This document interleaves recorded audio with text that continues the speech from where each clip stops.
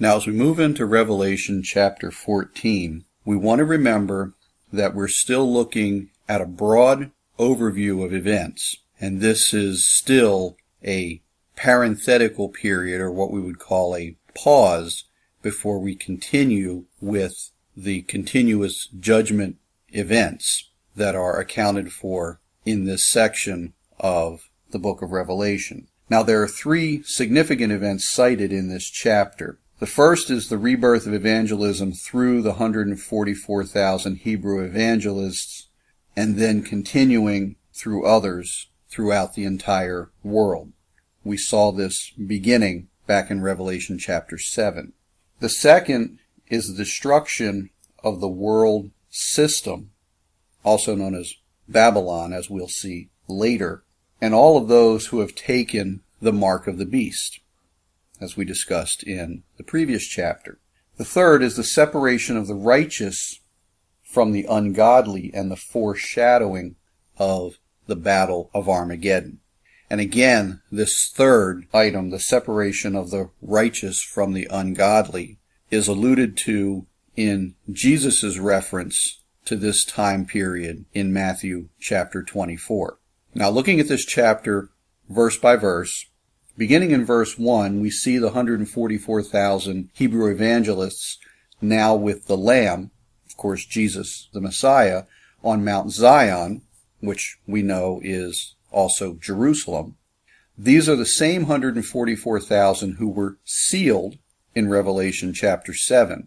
It's likely that this is either a look forward to the millennial kingdom period, or a view of these evangelists in heaven with the Lord with their work on earth now having been completed.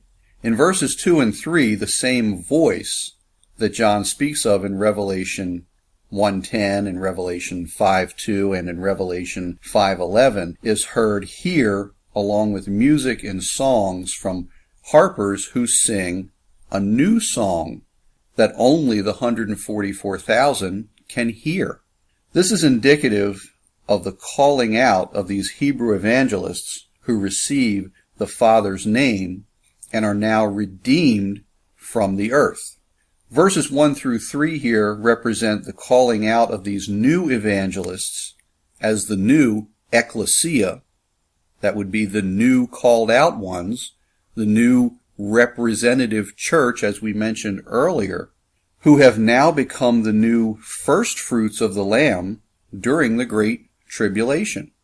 In verses 4 through 5, we see a description of the 144,000 called out Hebrew evangelists with their traits given as being virgins, being loyal followers of Christ, and being faultless before God.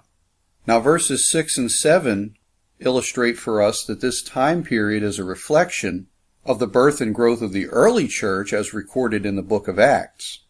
These 144,000 Hebrew evangelists have been commanded to both preach the gospel throughout the world and to prophesy concerning the impending judgment to come.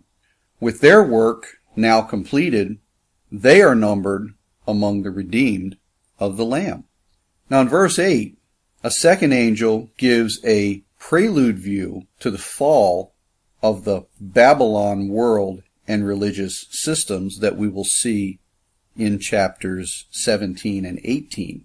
As Babylon corrupted all of the nations against the Lord, historically, the new world order system, which is called Babylon at this time, during the Great Tribulation period, will be judged of God. The Lord, in his righteous judgment, will ultimately destroy her.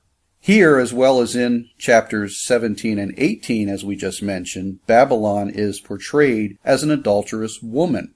The influence is both social and spiritual. The social influences include political, commercial, and societal aspects, and the spiritual influence includes replacing the truth of God with the lies of Satan. Remember, at this time, Antichrist is no longer satisfied with being a prominent world leader. He desires to be worshipped as God, and Satan desires to be worshipped as God through his man on earth, who is the beast, Antichrist. The Apostle Paul outlines the condition of the world during the time period immediately leading up to the Great Tribulation in 2 Timothy chapters 3 and 4. He tells us what things will be like in the last days, and he warns us with a list of conditions. This, among many others cited by Paul, the Apostle John, and by the Lord Jesus Christ, is among many of the signs of the times that we are to watch for. These signs foretell the impending conclusion of the age of grace and the ensuing rapture of the church. And while we don't know the day or the hour that the Lord will come to call his own home in the rapture of the church, we do know that the time draws near and that there are clear signposts and there are clear markings along the way, and that these things are happening even as we speak today.